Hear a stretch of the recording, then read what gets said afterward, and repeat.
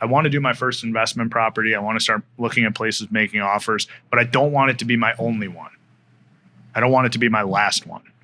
How do you look at taking your first leap, your first step into real estate investment while also looking forward? So you're not a one and done. Your Roscoe Village property won't be your last investment property. If you want to get into real estate investing, the number one tool would be house hacking. If you don't want to house hack because you don't want to live above your tenants, or you don't want to sacrifice bedroom size, or something else along those lines, I think you should look at single family homes, and you can Google BRRRR. Do you know what BRRRR is? Former U.S. president, no? BRRRR is buy, rehab, rent, refinance. And if you can do BRRRR on your very first investment property on a single family home, which means that your total cost, your purchase plus your rehab, is at or less than the debt amount that the bank is going to lend to you in the future. So if you buy it for $40,000 and you rehab it for $40,000, that's an $80,000 total cost, hard cost. Let's just use those rough numbers. So if your total cost is $80,000 and then the property's worth $100,000, and the bank is willing to lend you 80% of $100,000, your bank debt is going to be equal to your total cost. You've BRRRR'd. And that is the best. Rehabbed, rent, and refinanced. And essentially what you're saying is you have created, through that process, you have created an equal amount of equity. You have added an equal amount of value to the amount of equity needed by the long-term mortgage holder, the bank. So you've basically created value. Created enough value that the bank's debt, once you refinance, is equal or less than the total cost. And that then allows you to buy one and then have the money that you had for the down payment to purchase it to recycle to buy another. Go do it again. Here's the problem, James. We're not in a very BRRRR-friendly environment right now, are we? Yeah. So that's why you see a lot of people sitting out. I was a huge fan of the BRRRR.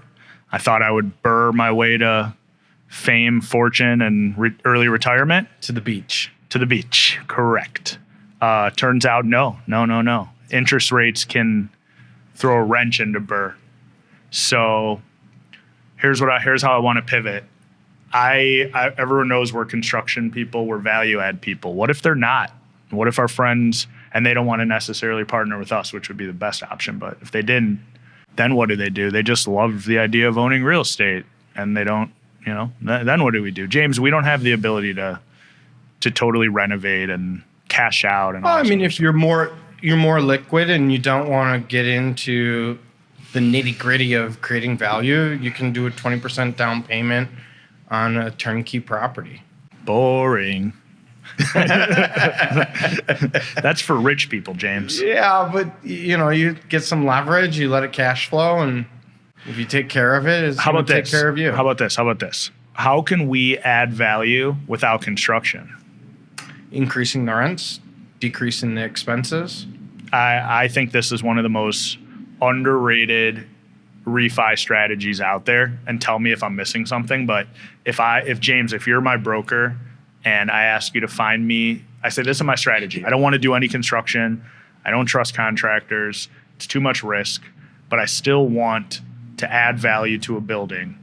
And then 2 years from now, I really want to refinance and try to get some money back. Here's one of the easiest things to do. Let's say you buy a 6 flat. If you don't hire a property management company, you're going to collect 6% more rent than the person that hires the property management company. Okay. One of the easiest ways of just reducing your expenses. You better be ready to actually manage. Okay, tell another one. Maybe you purchase something that has high real estate taxes. You could take on the risk of trying to fight those taxes, right? So if you lowered your taxes, you're going to have a higher ROI.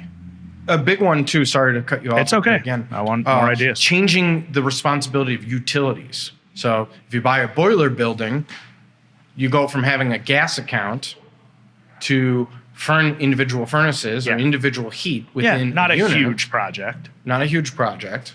You eliminate this gas bill, and then now the tenants or the occupants are going to be paying their own. All you're individual talking about gas is just trying to change the equation, change the NOI, the net operating income equation, lower your expenses, right?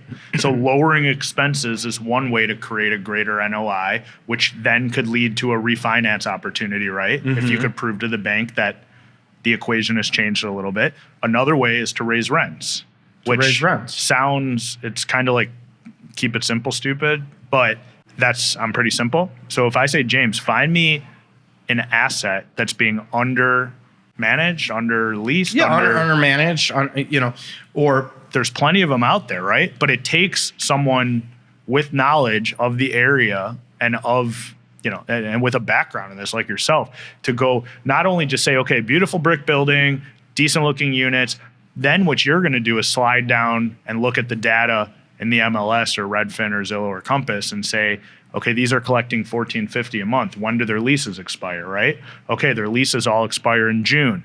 All these other investors are looking at this building like it doesn't make enough money. You see, okay, let's get these people out or give them an opportunity to pay market rent. So, maybe they've been there a long time and, the current landlord has a low cost basis, his or her has, a lower cost basis, right? So maybe that landlord has decided not to increase the rents, right? Because they're completely comfortable, the people are paying on time.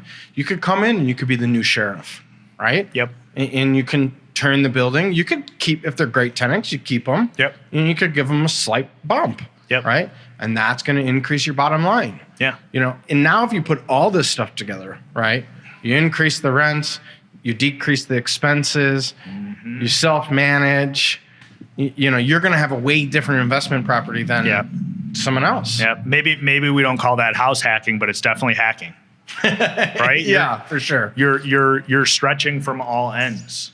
That's when real estate gets exciting. And you've seen me, like I haven't mastered that yet, right? But I think if there's folks out there that want to get into real estate investment and you only have one asset to do it with, and you have help like ours or other professional help, the opportunity in real estate investment is still something that I don't know where else you find the ability to manipulate that many different factors and create income producing. There's no other investment type where a bank will lend you money. You can't go to a bank and say, lend me $100,000 to buy Apple stock.